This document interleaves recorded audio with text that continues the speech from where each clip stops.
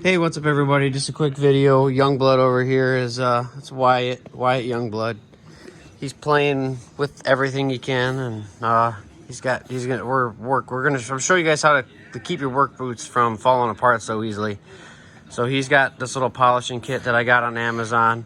I'll put a link in the descriptions to some polishing kits that I think are worth buying, and I do have a lot of experience with boot polishing. I was in the Navy for 8 years, so I am very capable of shining boots to a complete mirror finish.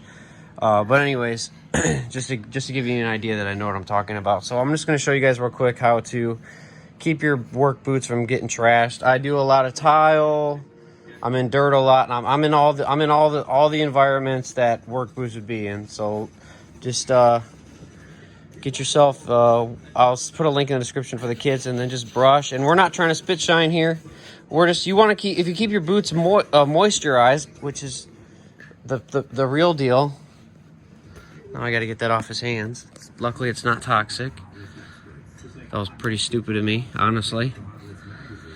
All right, he's good. Just boogers left, just boogers. All right, so you got to keep the everything moisturized, and I am doing another video on shoe goo because my boots are falling apart at the soles, and that's because I only do this about once a month, which apparently isn't enough.